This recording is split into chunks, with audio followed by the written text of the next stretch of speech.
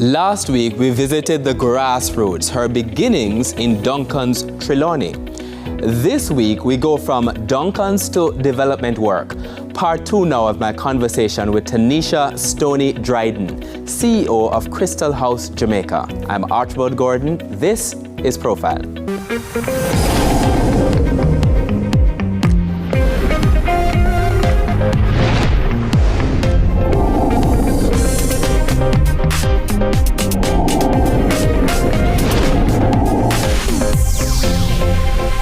Welcome to Profile Part 2 now of my conversation with Taneshia Stoney Dryden, who is the Chief Executive Officer of Crystal House Jamaica. The reason I'm laughing like that is because when we ended last week's program, we were talking about the fact that the difficulty I'm having with that tongue twister, Taneshia, but as I call it, Taneshia Stoney Dryden.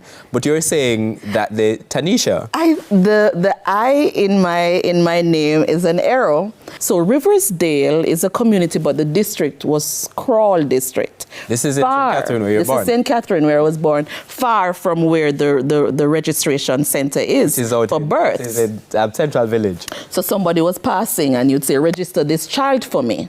And my mother wrote Tanesha, but what came back was Taneshia. And Archibald, you know, when I found out there was an I in my name, when I was going to write it up for common entrance. I am not actually surprised about that. You know, I have a friend who was called Kayan, who said Kayan. No, her name is Kayanne. Which we found out in CSEC. We were about to do CSEC, yes.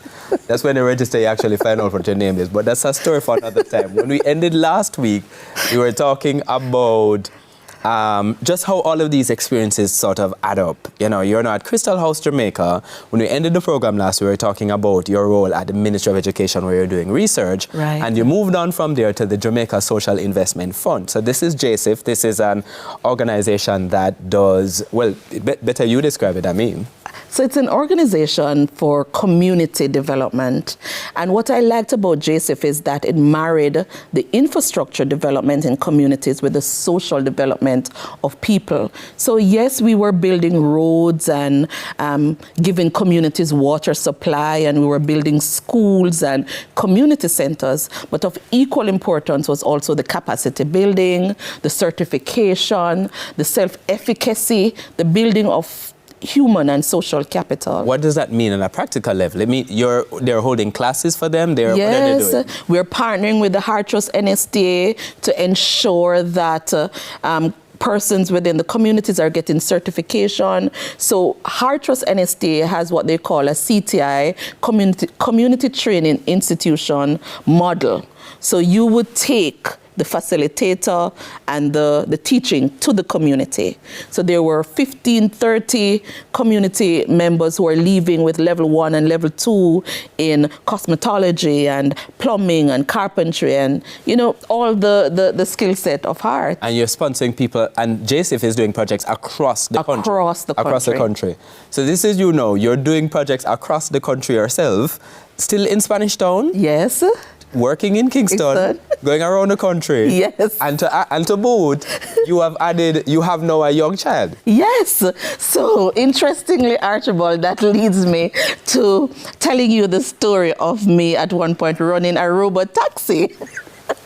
So even though I was a social officer at JSIF, the fact that I am leaving Spanish Town, going to work in New Kingston, and sometimes even coming back to Spanish Town and going back, because even though I'd pick up my daughter, I would still say, oh, I have 2-3 hours I can give off work. I'm driving to and from. I'm going to call Alton and tell him to send 2 persons or 3 persons down by Hilo. And I would make my lunch money. This Hilo in Spanish Town. Hilo in Spanish Town. So from Hilo in Spanish Town, also a lot of work. A lot of work. You're meeting a lot of vulnerable people though. So how are you processing it mentally? And there is, I mean, at school in sociology and social work, they will teach you how to detach, how to separate. It's different for me, though. I think those are theories.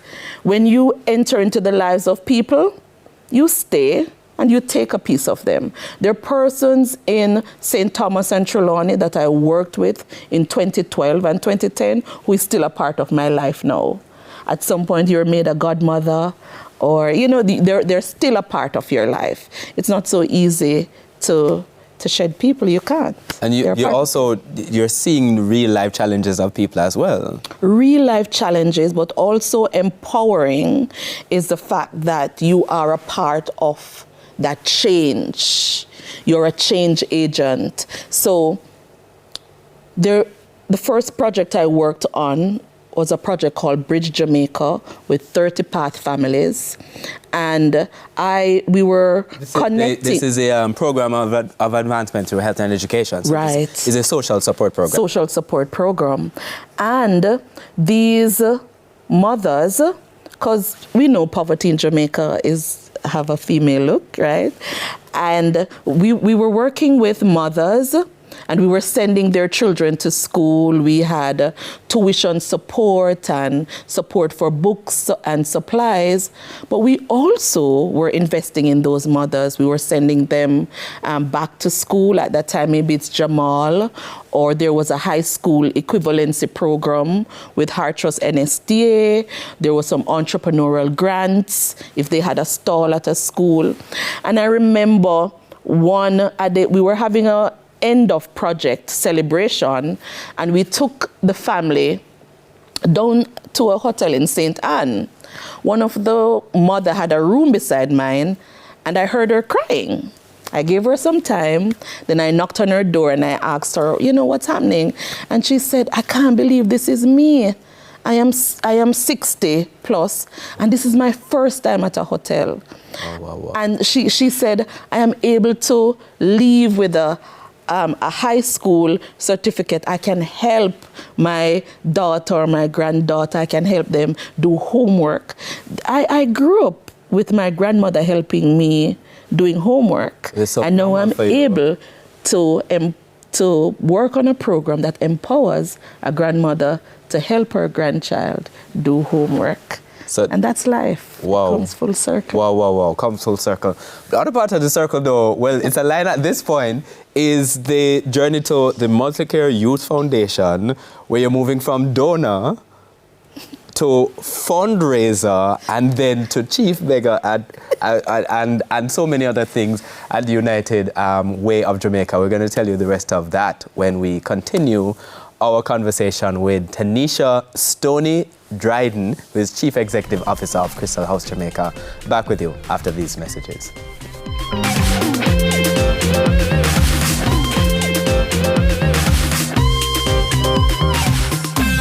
Welcome back to Profile. My guest today is Taneshia Stoney Dryden, who is Chief Executive Officer of Crystal House Jamaica. So at this point in the journey now, you've done the JSIF work. Yes. Also a whole heap of work, a whole heap of learning, I should say. A lot of because learning. You're doing so many different kinds of things. Doing so many different type of things, Archie, but also being in a physical space with persons with different field of study. So there are times when I'm having conversations with people, or even at work now, where there was the construction of a high school at Crystal House, and I was saying to the contractor, are you going to be doing a steel float finish floor? But in this instance, you're the part of the donor organization. Yes. When you decide to move on to this Multicare Youth Foundation, now you have to raise money. Yes, raise money, Archibald. So it's at Multicare Youth Foundation, I realized that and this is also supported specifically of young people. You support. So Multicare Youth Foundation focuses on empowerment and development of youth. So a lot of work with early adolescents to persons in their late 20s. So a lot of youth development. While we had anchor donors, your chairman, Joseph Matalon, is the chairman of Multicare Youth Foundation. So there was some guaranteed funding, but you had to raise funds. And one of the ways in which we raised funds was through grant writing.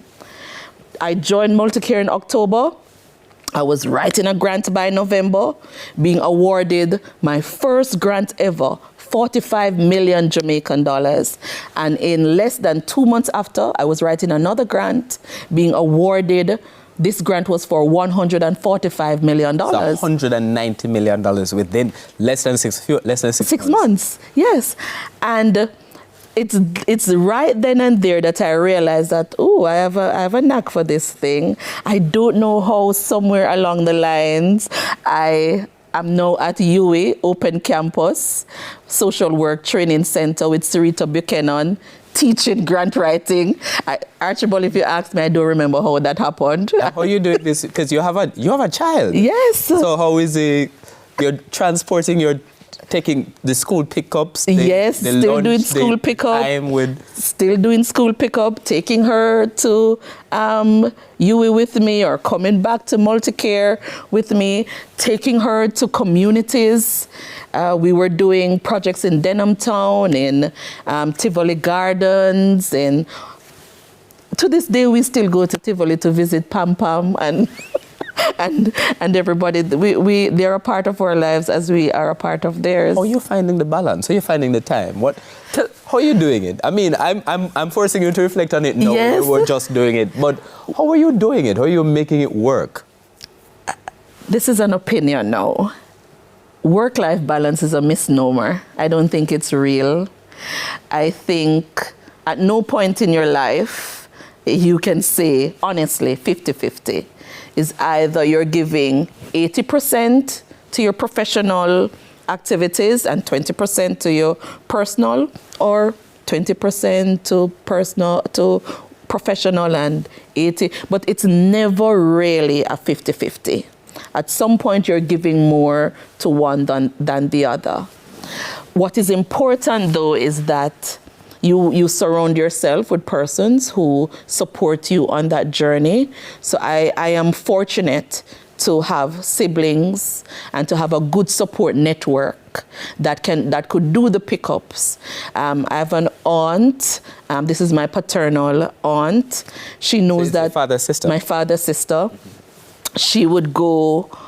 She knows that if I'm leaving to overnight in St. Elizabeth or Westmoreland, she would keep Jada for me. Jada is my daughter. She would do the drop off at Queens and the pickup, and it without a complaint even. You had a village. I had a village. You had a village.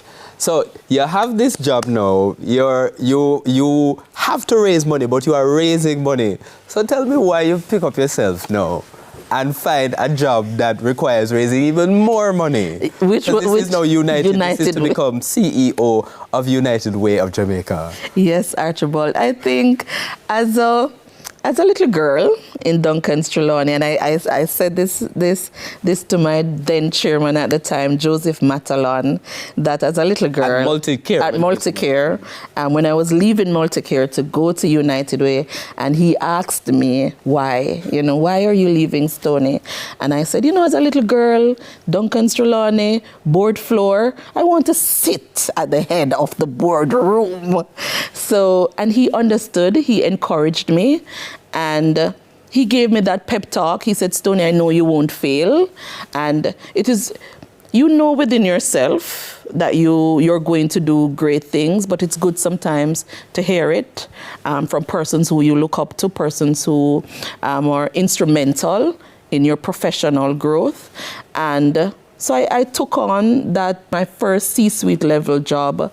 I think I was probably 35 at the time, the youngest ever CEO at United Way. Were you afraid? No. Not afraid? No. What was the feeling? Was there... I never wanted to leave Multicare. So it wasn't being afraid. It's just that because you build relationships and connections, it's hard for you sometimes to let go of that. Because when you transition into a new role, you know the duration or the level at which you were connecting to those persons will not be the same. Because it's going to be more time.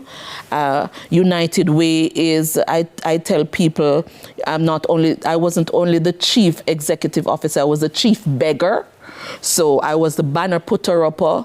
I was the project manager, doing the donor engagement, trying to bring on new donors, trying to retain existing donors, writing grants. So I knew that I would not be having that close-knitted connection with the person. Starting from scratch. Yeah, starting from scratch. Which requires, you have to be ready for it. You don't have to do it, but there's still a level, I would imagine, of, sort of like anticipation. Not quite anxiety, but a little bit of a dis-ease. Yes. So how did she make the transition there? And then take up a new job, the one that she is in now, and what is life outside of all of this? How does she find any balance, if there is any to be found, where work life is concerned?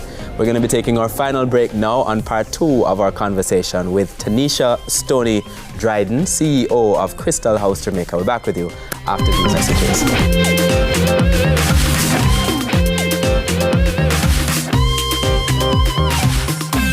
Welcome back to Profile. This is part 2 of my conversation with Taneshia Stoney Dryden, who is CEO of Crystal House Jamaica. We finally reached a transition to Crystal House Jamaica now. We've been making our way there.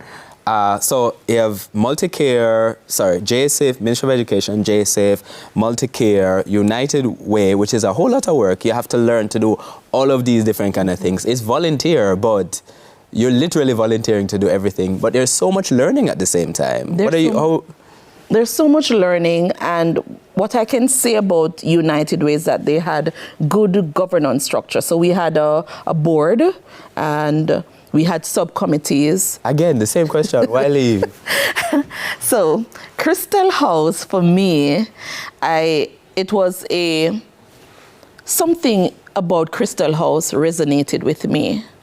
This was more of a personal connection.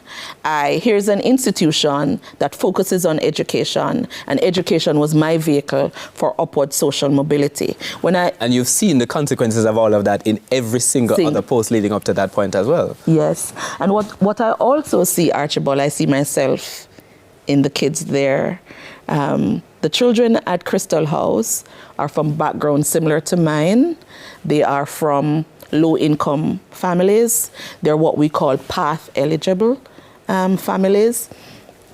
And Crystal House would be the village that I had. So where the school is located in Twickenham Park, we cover communities in that 8-mile radius to the school. So we currently go as far as Ferry, and as far as Gregory Park in Portmore. And this is a no-fee school. So when you tell people that you're saying that you're bringing their children to a school with no fee, what them said to you? The no-fee part, I know that's a grabber.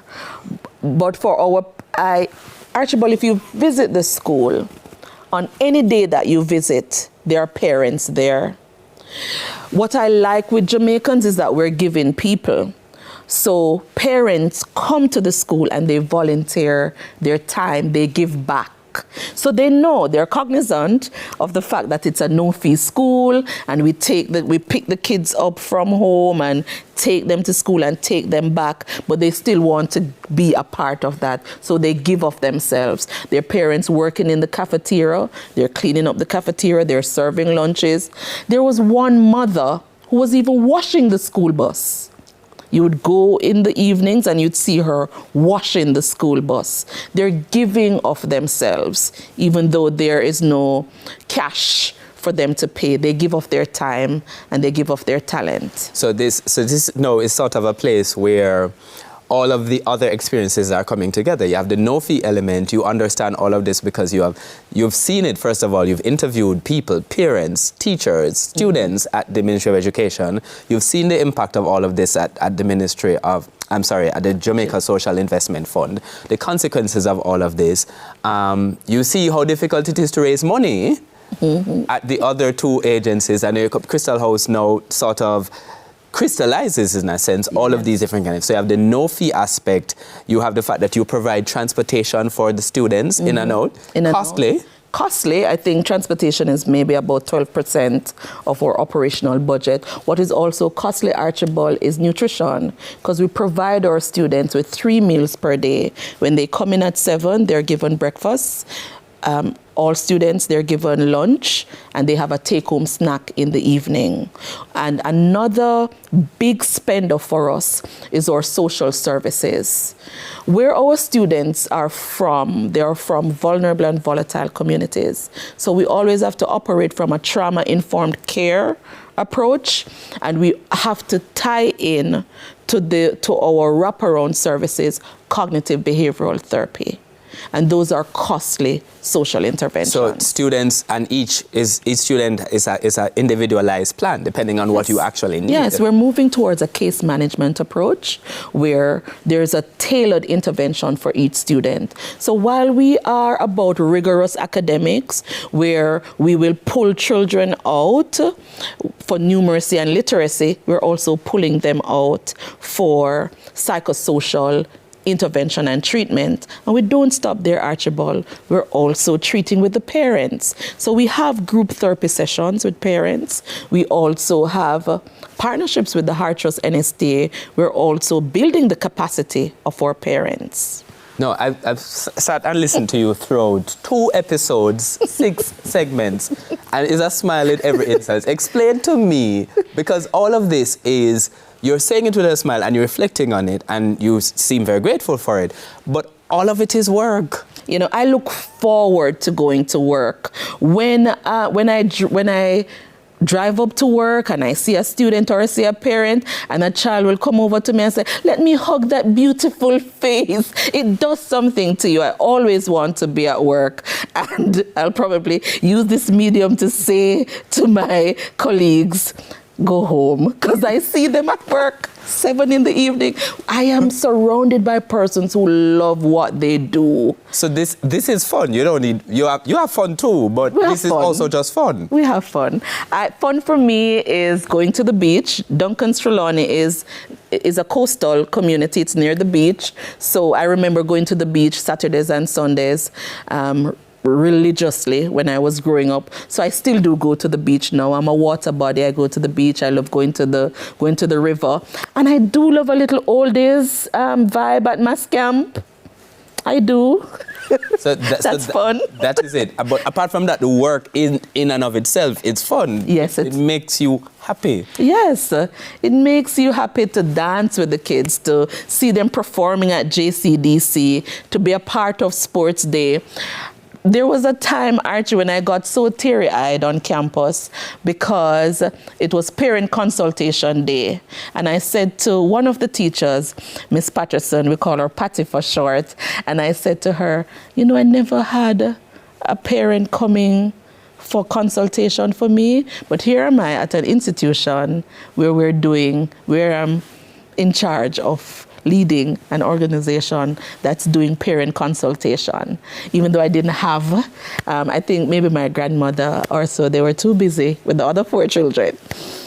But yeah, it's fun. It's fulfilling. I think that is an absolutely beautiful point on which to end. Taneshia Stoney Dryden, thank you so much for joining and sharing your story on Profile. Thank you for having me. For the last 2 weeks. Thank you for having me, Archie. And thank you at home for watching as well. I'm Archibald Gordon. This has been Profile.